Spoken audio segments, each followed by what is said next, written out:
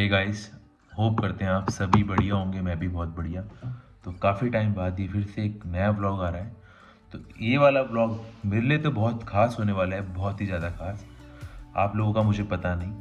बाकी बात करते हैं कि हमारा जो व्लॉग इस बार कहाँ का होने वाला है। तो हम जा रहे हैं महाकुंभ, और महाकुंभ का हिस्सा बनने वाला हूँ मैं। तो इससे बड़ी खुशी क्या होगी मेरे लिए। और बात करें महाकुंभ की, तो महाकुंभ इस टाइम पे पूरे वर्ल्ड में सबसे ज़्यादा प्रसिद्ध हो रखा है। क्योंकि अभी तक आज है मेरा यहाँ से जो अभी डेट है वो है आज 29 तारीख, और कल है मेरे यहाँ से की ट्रेन 30 जनवरी को। तो अभी तक लोग कम से कम नहीं भी तो 20 करोड़ से 25 करोड़ लोगों ने स्नान कर लिया है। और तो अब बात करते जाने की, तो असल में ट्रेन की टिकट मुझे बिल्कुल नहीं मिल पा रही थी आगे। हालांकि प्लान तो मेरा स्टार्टिंग से था कि जाऊँगा ज़रूर, चाहे मैं अकेले ही जाऊँ। तो वो कहते हैं ना, कुछ सफ़र और कुछ जगहों का बुलावा सिर्फ कभी कभार अकेले ही होता है। तो बस वही चीज़ है। तो उसके बाद टिकट बिल्कुल नहीं हुई, और फिर होता है एक तत्काल ऑप्शन, जो कि हमारी जाने से पहले एक दिन पहले होती है। फिर वो मैंने आज खुद करी है, वो भी अपने एंड से। क्योंकि वो बाकायदा क्या होता है, कई बार हम कैफ़े में होती है तत्काल की टिकट, वो भी नहीं कर पाते हैं। तो वो भी ऐसी इस टाइम पे ऐसी जगह की जहाँ की सबसे ज़्यादा टिकट, और मतलब इतनी भीड़ के बहुत लोग आ रहे हैं, तो बिल्कुल नहीं मिल पा रही है। तो मेरी सबसे बड़ी बात कि फ़र्स्ट टाइम ही टिकट कंफर्म हुई। तो इससे बड़ी बात मेरे लिए क्या हो सकती है कि मेरे को खुद बुलावा हो रखा है ऐसी जगह का। और सबसे बड़ी बात, हमारी जो जर्नी है वो देहरादून से वाराणसी और वाराणसी से प्रयागराज होगी। तो साथ साथ हम काशी विश्वनाथ बाबा जी के भी दर्शन करेंगे, जो 12 ज्योतिर्लिंग में से दूसरा ज्योतिर्लिंग है। तो इससे बड़ी बात मेरे लिए क्या होगी कि एक पंच दो काम, बस यही है। तो अब मैं बहुत खुश हूँ अपनी इस महाकुंभ 2025 प्रयागराज को जाने के लिए। तो अब कल है मेरी यहाँ से ट्रेन। तो आज मैं कर रहा हूँ एक दिन पहले शूट। तो कल इस टाइम पे होंगे हम अपनी ट्रेन में। तो अब इस वीडियो को ज़्यादा लंबी ना करते हुए शुरू करते हैं और मिलते हैं अपनी जर्नी में।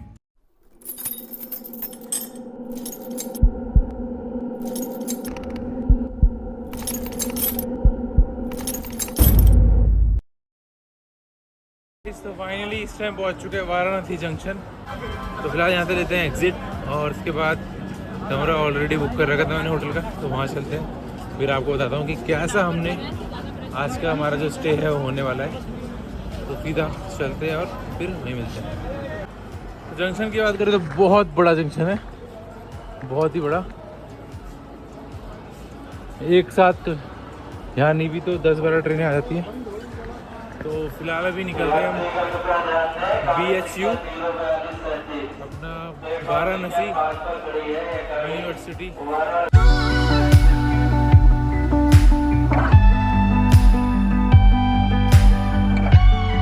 Morning.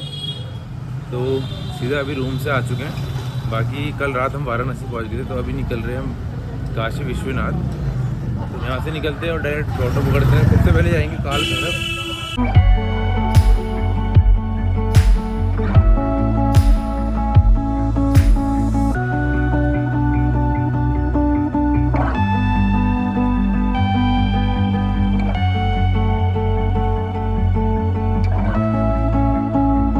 Good morning from Varanasi.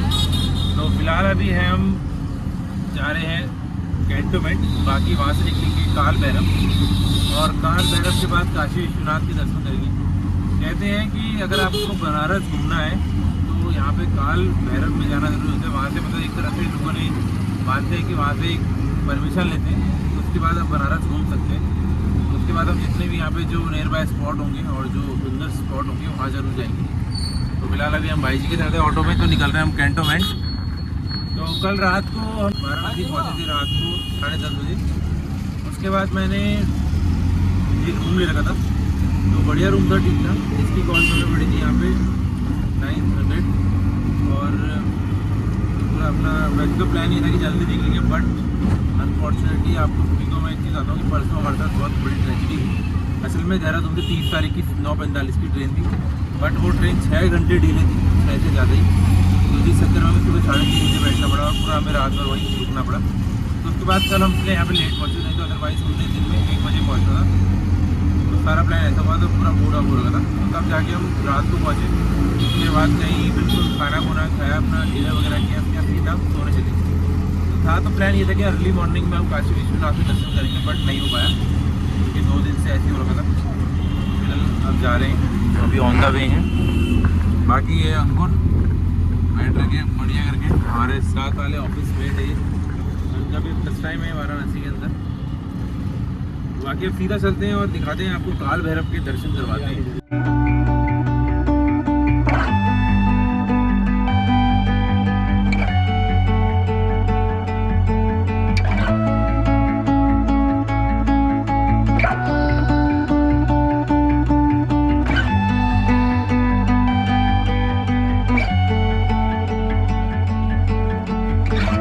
तो गाइस अभी है हम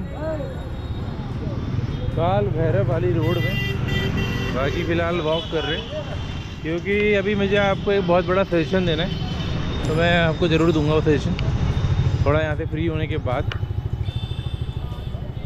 बाकी राजस्थानी काफ़ी आ रखे हैं यहाँ पे, राजस्थानी लोग।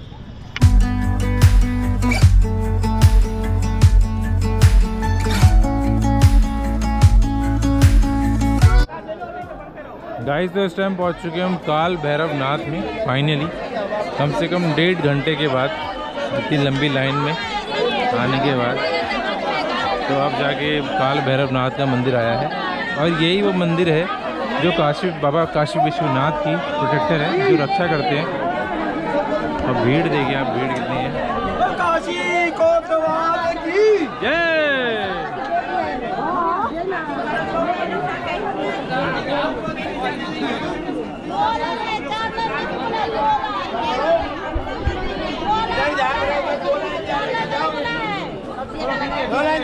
फिलहाल आ चुके हैं हम अपना काशी विश्वनाथ वाली रोड पे। बाकी ये पूरा मार्केट है यहाँ का, बहुत बड़ा मार्केट है। और दर्शन कर लिए भैरव बाबा के बहुत बढ़िया तरह से, काल भैरव के। तो बहुत भीड़ थी, बहुत ही ज़्यादा, 1.5 घंटे लग गए थे हमें पूरे दर्शन करने में। बाकी फ़ोटो वगैरह एंड वीडियो वगैरह तो अलाउड होती नहीं, तो वो हम बना नहीं पाए, और वो चीज़ सही भी नहीं है कि बनाना चाहिए। बाकी अभी निकल रहे हैं हम काशी विश्वनाथ, और उसके बाद वहीं पे जो घाट है जहाँ मोक्ष के दरबार है, मणिकर्णिका घाट, तो वहाँ ही है वो। तो अभी सीधा काशी विश्वनाथ जा रहे हैं, देन आपको वहीं मिलते हैं।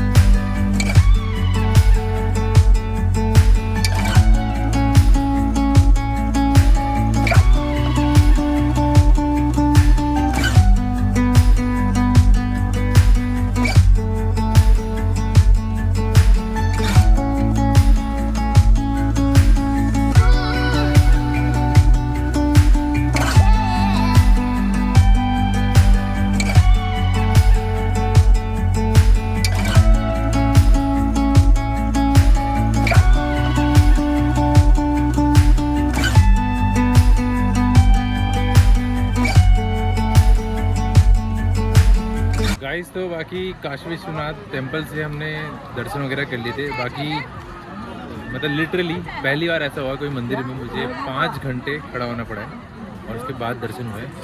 तो मतलब इतनी भीड़, तो उससे आप एक अनुमान लगा सकते हैं कि महाकुंभ का असर काशी विश्वनाथ मंदिर में भी कितना है, जो कि वाराणसी में स्थित है। 12 ज्योतिर्लिंग में से एक ज्योतिर्लिंग ये भी है, वो भी मैंने आज देख लिया है। तो इस टाइम फ़िलहाल आ चुके थे हम गंगा जी के तट पर। बाकी आरती ख़त्म हो चुकी है क्योंकि बहुत भीड़ थी, क्योंकि 6:30 में वहीं बज गए थे, और 6 बजे आरती होती है, तो हम उस चक्कर से मिस कर गए आरती। बट कोई नहीं, आरती तो अपने हरिद्वार में भी होती है, तो हमने कई बार देखी है। और मेरा तो ये मानना है कि गंगा जी कोई सी भी हो, बाकी आरती सब सेम ही है। तो अभी फ़िलहाल हम हैं गंगा जी के तट पर, और ये है पूरा बैक साइड काशी विश्वनाथ के मंदिर के। और यहाँ पे इस टाइम बोट वगैरह आज फ़िलहाल बंद हो चुकी है, जस्ट बिकॉज क्योंकि भीड़ बहुत है। नहीं तो यहाँ पे बोट का जो टाइमिंग है वो सुबह से लेकर 8 बजे से लेकर रात के 10 बजे तक चलती है। बट आज के 4-5 दिन के लिए 5 बजे तक बंद हो जाएगी बोट शाम के। तो अगर आप जिसको भी बोट करनी है तो 8 से 5 बजे के बीच कर सकता है। तो मैंने तो मिस कर दिया, बट कोई नहीं। तो अभी फ़िलहाल यहाँ से ये रास्ता देख रहे हैं आप, ये जो है, तो यहाँ से अभी निकल रहे हैं मणिकर्णिका घाट। तो उसकी स्टोरी मैं आपको डिटेलिंग में बताऊँगा थोड़ा अलग से। तो अभी हम वहीं जा रहे हैं, बाकी देखते हैं वहाँ पे क्या सा नज़ारा है। और सबसे बड़ी बात, वो एक ऐसी जगह है मणिकर्णिका घाट जहाँ 24 घंटे सिर्फ चिताएँ जलती है। मत कर काया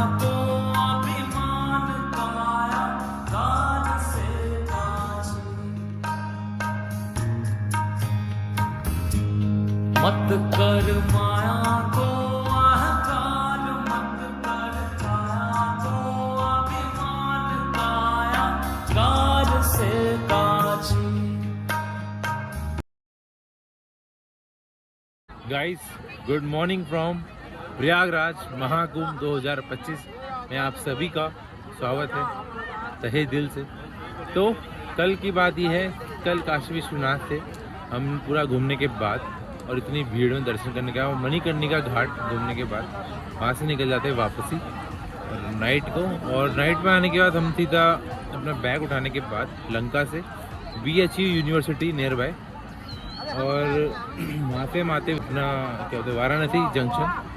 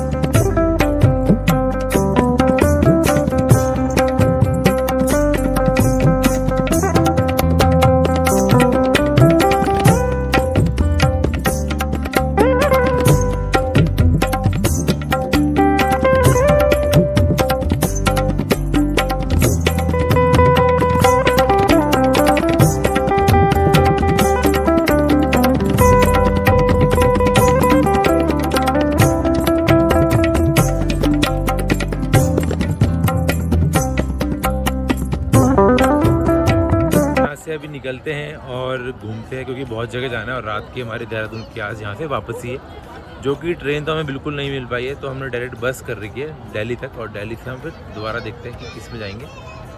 तो अभी यहाँ पे कई सारी जगह इलाहाबाद के अंदर जो हम आज एक्सप्लोर करेंगे, तो बस चलते हैं और बाकी रूम वगैरह लेते हैं कहीं, उसके बाद से निकलते हैं घूमने के लिए। ये है महाकुंभ, आइए ज़रूर आप भी और दर्शन करें, जो कि 13 जनवरी से 26 फरवरी तक लगा है। तो ज़रूर आइए और महाकुंभ में ऐसा पवन अवसर पाइए, क्योंकि 144 साल में आता है। तो महाकुंभ आपको कभी इसके बाद शायद ही मौका मिलेगा, तो ज़रूर आइए और यहाँ पे स्नान करने का मौका पाइए। तो चलते हैं दूसरी जगह।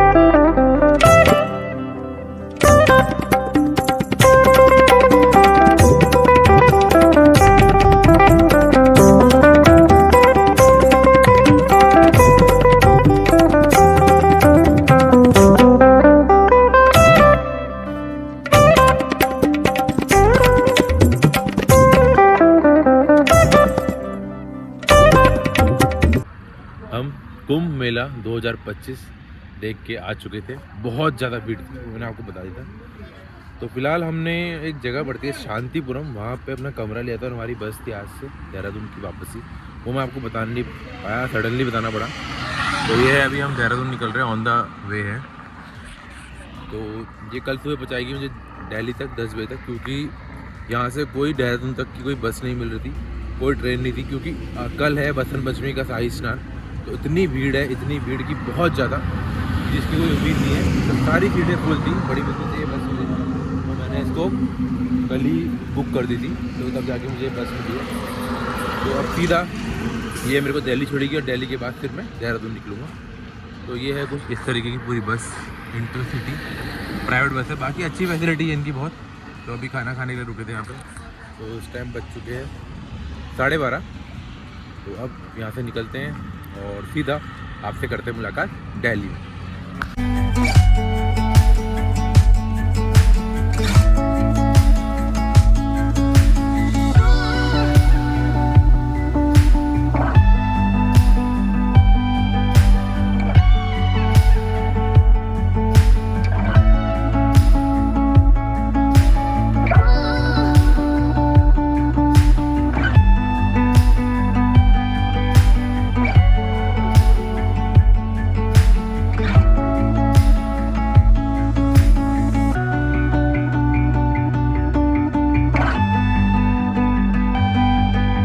गाइस, तो फाइनली जैसे कि पहुंच चुके अपने देहरादून शहर में, द सिटी ऑफ लव। तो अब बताता हूं मेरा जो देहरादून से वाराणसी और वाराणसी से प्रयागराज का एक्सपीरियंस और वहाँ की जर्नी कैसी रही। तो सबसे पहले बात करें अपने वाराणसी की। तो वाराणसी में आप लोगों को याद होगा मैंने एक चीज़ बोली थी जब मैं काल भैरव जा रहा था कि आप लोगों को एक सजेशन दूंगा। तो सजेशन मेरा ये है काल भैरव के लिए, और चाहे वो काशी विश्वनाथ हो और पूरे वाराणसी के लिए हो। तो अगर आप इस टाइम पे कुंभ जा रहे हैं तो कुंभ आप ज़रूर जाइए, और अगर आप वाराणसी भी जाते हैं या अयोध्या भी जाते हैं तो आप तभी जाइए जब आपके अंदर पेशेंस हो, सब्र हो। क्योंकि असल में आप लोगों को मतलब एक नॉर्मल से मंदिर के लिए भी जैसे काल भैरव 1.5-2 घंटे खड़ा होना पड़ेगा, उससे ज़्यादा भी, क्योंकि ये मैं अपना एक्सपीरियंस बता रहा हूँ कि हमें 1.5 से 2 घंटे खड़ा होना पड़ा काल भैरव के लिए। और उसके बाद बात करें काशी विश्वनाथ के लिए, तो काशी विश्वनाथ के हम दिन में 1 बजे लग गई थी और शाम को 6 बजे हमारा नंबर आया। तो जस्ट मतलब सिर्फ 1 किलोमीटर के लिए। तो आप सोचिए कि इतनी भीड़, और वो भी मतलब सिर्फ एक महाकुंभ के कारण। क्यों? क्योंकि असल में क्या है, जो प्रयागराज से वाराणसी का डिस्टेंस है वो है 125 किलोमीटर और अयोध्या का डिस्टेंस है वो 180 किलोमीटर। तो बहुत से लोग क्या सोचते हैं जब जा रहे हैं तो 2-3 जगह देख के जाएँ। बार बार लोगों को ऐसी जगह मौका नहीं मिल पाता, मिलता भी है लेकिन ये नहीं पता कि कब मिलता है। और बात करें अयोध्या का भी मेरा प्लान था, लेकिन मेरा एक दोस्त अयोध्या उसी टाइम पे जा रहा था, तो मैंने उससे बातचीत करी तो उसने बोला यार अभी मत था, तो मैंने इसलिए अवॉइड किया। बाकी अयोध्या भी जाएंगे बहुत जल्दी, उसका भी आपको पता चल जाएगा। तो बस मैं यही बोलूँगा, अगर आपके अंदर पेशेंस है, सब्र है, तभी आप ऐसी जगह जाइए, अदरवाइज़ आप बिल्कुल मत जाइए। क्योंकि अगर आप लोगों के अंदर पेशेंस ही नहीं है तो आप लोग ऐसी जगह सर्वाइव नहीं कर सकते। उसके बाद बात करते हैं अपना मणिकर्णिका घाट, जो ऐसा घाट जहाँ 24 घंटे चिताएँ जलती हैं।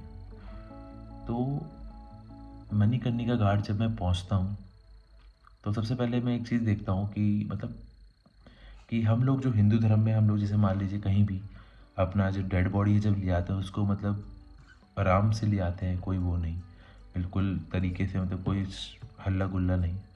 तो असल में मणिकर्णिका घाट क्या है, मणिकर्णिका घाट एक तरह से महाशमशान है, और कहते हैं कि महाशमशान के जहाँ पे मोक्ष मिलता है, मोक्ष की प्राप्ति होती है। तो वहाँ पे जब मैं पहुँचता हूँ तो देखता हूँ जो डेड बॉडी थी वो बहुत ही मतलब ढोल नगाड़ों के साथ, मंदिर की घंटियों के साथ लाई जाती है। और मेरे सामने लिटरली कम से कम नहीं भी तो 20 से 25 बॉडियाँ आई और उनको जलते हुए देखा। तो एक अलग ही मतलब वो कहते हैं ना, एक अलग ही एक्सपीरियंस इंसान को मिलता है कि क्या है, किस चीज़ के लिए हम करते हैं इतना सब, कि ये मेरा, वो इसका, लोभ, लालच, ईगो, कि मतलब एक दिन सब यहीं रह जाएगा, यही अंत है, यही सब कुछ है। तो बस यही है मेरा कहना कि आप लोग भी अगर अंदर आपके अंदर लोभ है, लालच है, ईगो है, तो मत करिए गाइस, कुछ फ़ायदा नहीं है। क्योंकि एक दिन आपको बस ऐसे ही जाना है, चाहे वो कोई भी हो, चाहे मैं हूँ, चाहे कोई भी हो। अंत मतलब वो कहते हैं ना कि जीवन क्या है, जीवन मृत्यु है। तो बस मेरा यही कहना है। और बात रही महाकुंभ की, तो महाकुंभ की बात बताता हूँ। महाकुंभ का मेरा जो एक्सपीरियंस था बहुत ही वंडरफुल एक्सपीरियंस था।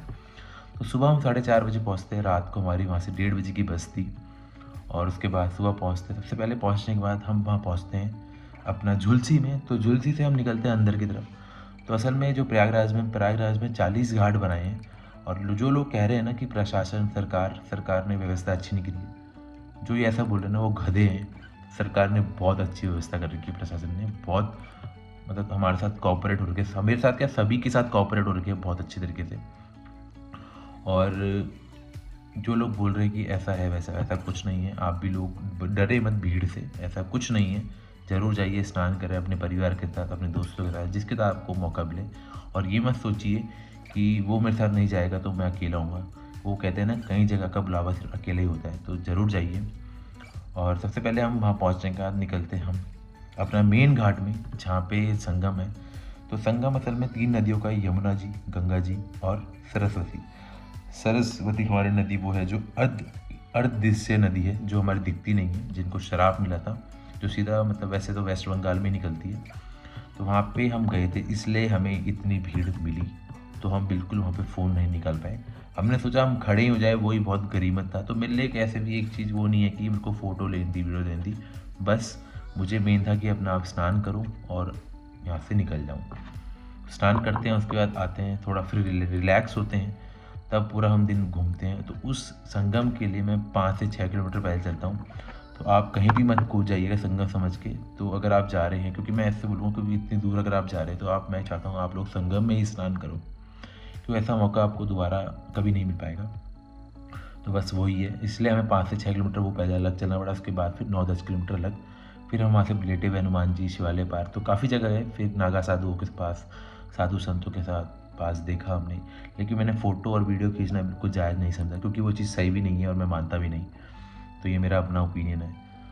तो बस ये मेरा पूरा ओवरऑल एक्सपीरियंस है। उसके बाद हमारी शाम को हमने बस मैंने कराई रखी थी एक दिन पहले, वहाँ से निकल जाते हैं हम 18 किलोमीटर बाहर, जहाँ से हमारी बस थी 11 बजे की। तो अगले दिन पहुँचता हूँ मैं दिल्ली 12 घंटे बाद। उसके बाद दिन में 1 बजे की देहरादून से बस, एक दिन के 1 बजे तक से देहरादून की बस थी। तो मतलब ये मान लीजिए 23 से 24 घंटे मुझे देहरादून पहुँचते लग जाए, जस्ट बिकॉज ट्रैफिक की वजह से। तो बाकी तो बस यही बोलूँगा कि वो कहते हैं ना कि डेस्टिनेशन से ज़्यादा जर्नी में मज़ा आना चाहिए, तो बस वही है। तो मतलब मेरा ओवरऑल इस जर्नी में, और डेस्टिनेशन तो थी सुंदर, तो बहुत मज़ा आया। तो बस यही बोलूँगा, आप सभी जाइए और स्नान करें, ऐसा पावन अवसर बिल्कुल छोड़िए मत। तो बस मिलते हैं ऐसी एक नई वीडियो के साथ, एक बहुत ही सुंदर लोकेशन होने वाली है बहुत जल्द। तो this is your Ritesh Negi signing off. Take care, bye.